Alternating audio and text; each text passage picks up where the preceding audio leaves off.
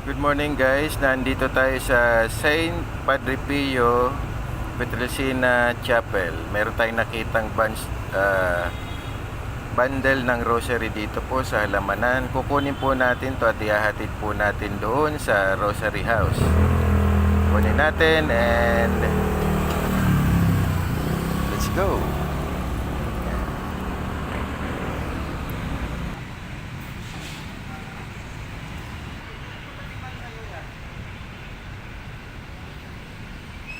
Doon natin siya guys ihahatid yun doon sa mga rosary para makasama siya doon sa area na yon. So eto na siya guys, inayos ko, medyo naluma na siya ng konti, pero ihahatid natin siya doon. Let's go.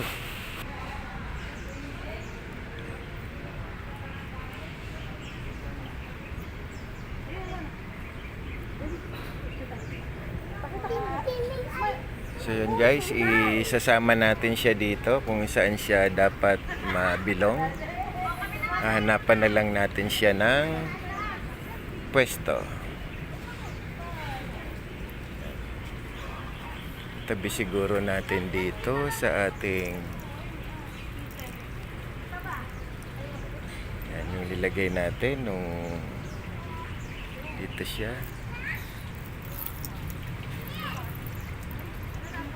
Kailangan siyang italing maigi. So guys, ipopost ko lang ha kasi hindi ko siya matali ng maayos.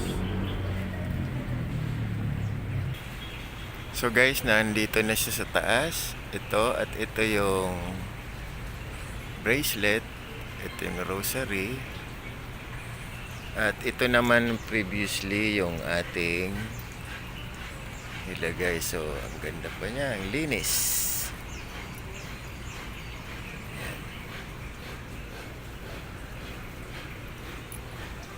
So, muli nating tingnan yung dami ng rosaryo sa area na ito.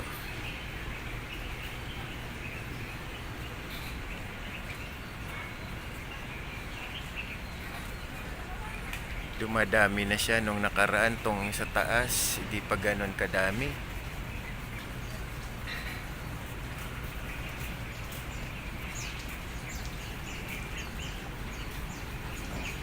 Yan, pati yung puno, yan, sinasabitan na nila.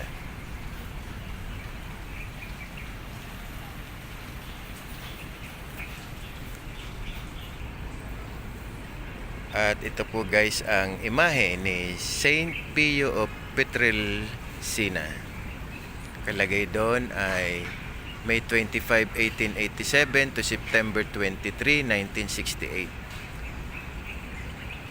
Yan po siya, yan ang kanyang statue. Ito yung mga rosaries na nakasabit sa gilid. Puntahan natin kabila, yung sa kabila guys.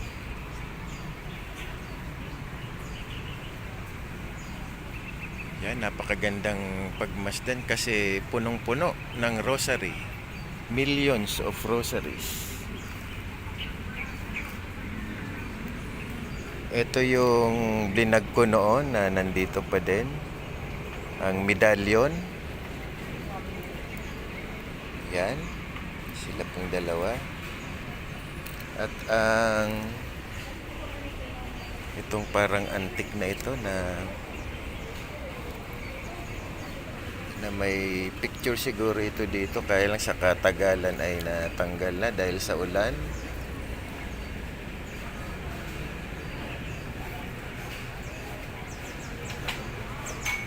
At itong bracelet yan.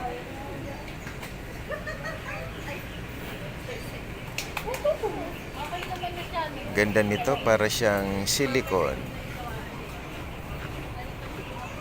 At may napuna ako dito guys, merong rosary dito sa gilid.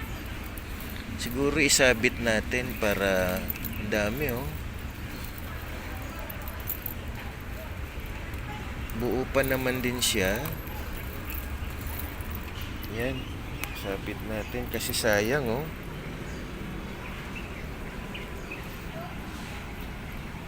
Sabit natin kahit dito sa puno. Hulog. Kahit dito na lang siya sa puno. Ayan. Or ay sandali. May idea ako. Doon natin dalhin na lang sa loob. Puno sa loob. Post ko muna. Dito na lang. Doon na lang natin siya guys dalhin sa loob. Doon natin isabit sa puno. Para gumanda ang kanyang pwesto. Yan. Dito. Bing.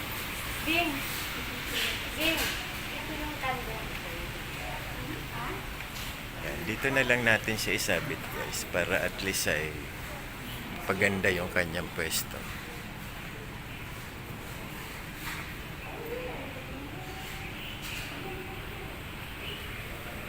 Dito na lang sa harapan.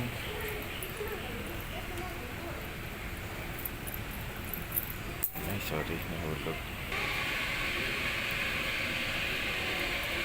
So yan guys, nandito na sila lahat. Nilagay ko na lang sa harapan para at least maging maganda yung pwesto niya.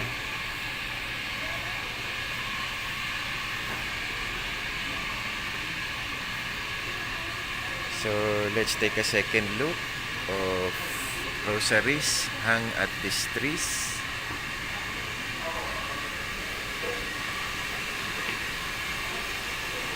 Dito po yan sa chapel ni Saint Padre Pio dito po sa Bagong Bayan.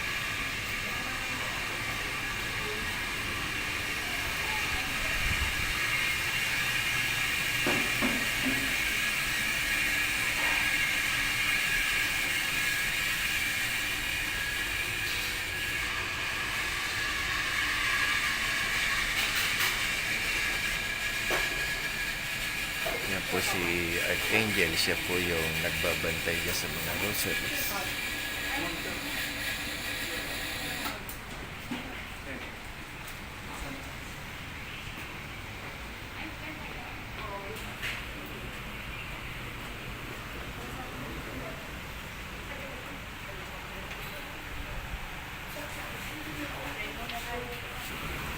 Dito naman guys yung prayer room.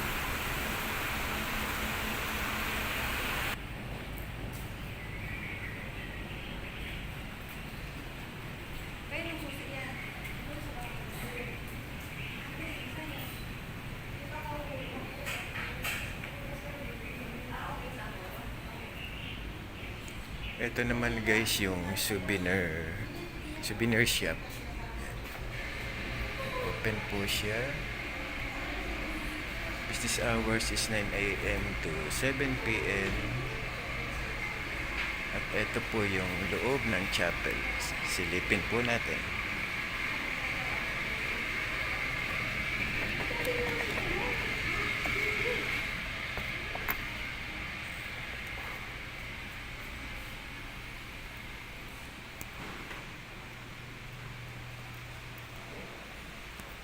Yan guys, marami na pong deboto ang nasa loob.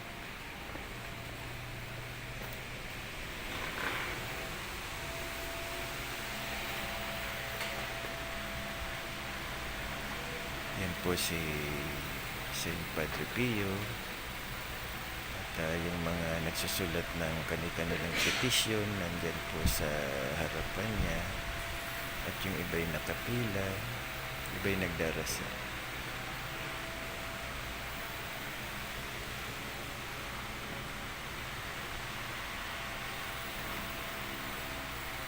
Yan po, kung kayo ay may mga illnesses, sickness, para ma-cure, ito po yung tamang lugar para magdasal ng inyong na sana kayo ay gumaling.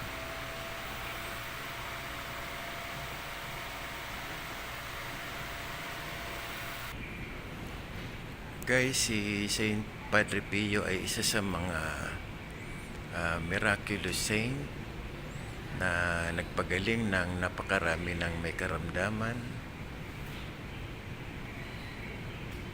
Dito ko na lamang po guys puputulin ang aking vlog at hanggang sa muli. Please subscribe to my FB page and YouTube channel at ACT Tugade. Please subscribe, like, share, and comments. And thank you po for your watching.